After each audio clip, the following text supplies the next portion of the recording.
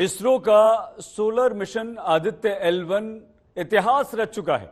Solar mission Aditya L1 अपने लक्ष्य L1 point यानी हेलो ऑर्बिट में स्थापित हो गया है। L1 पॉइंट पर 5 साल तक आदित्य L1 रहेगा। यहां से सूर्य की गतिविधियों पर नजर रखी जाएगी और इस ऐतिहासिक उपलब्धि पर प्रधानमंत्री नरेंद्र मोदी ने वैज्ञानिकों को बधाई दी है।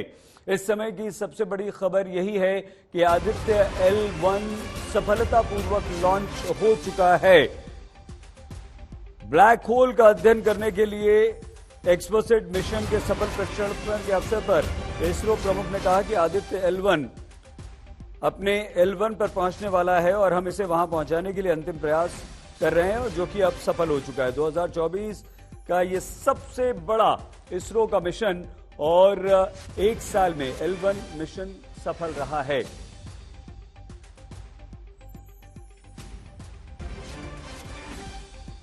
सोलर मिशन आदित्य L1 अपने लक्ष्य L1 पॉइंट यानी कि हेलो ऑर्बिट में इस समय स्थापित हो चुका है। L1 पॉइंट पर 5 वर्ष तक आदित्य L1 रहेगा।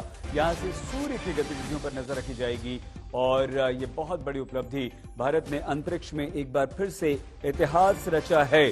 तो ये इतिहास प्रमोद माधव हमारी संवाददाता इस समय हमारे साथ जुड़ चुके हैं। प्रमोद, कितनी बड़ी उपलब्धि?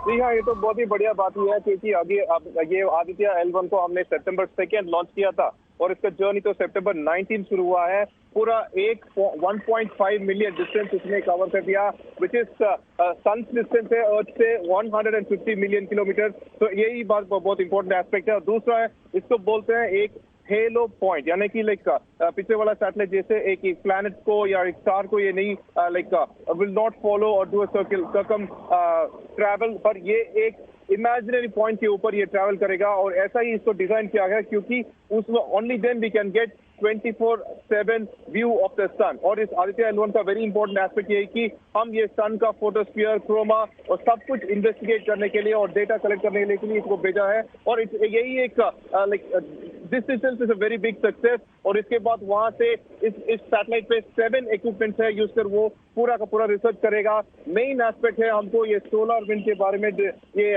रिसर्च करना है, क्योंकि solar wind is something that actually causes a lot of like changes to the wind pattern and it governs the wind pattern on earth. इसलिए एक बहुत ही important दिन है हम के लिए। बहुत धन्यवाद आपका प्रमोद इस जानकारी के लिए। तो भारत ने इतिहास रख दिया है, लेकिन यहाँ सबसे जो बड़ी बात है वो सूर्य की हर गतिविधि पर नजर ये आदित्य L1 रखेगा। प्रधानमंत्री नरेंद्र मोदी ने वैज्ञानिकों को इस ऐतिहासिक उपलब्धि पर बधाई दी है।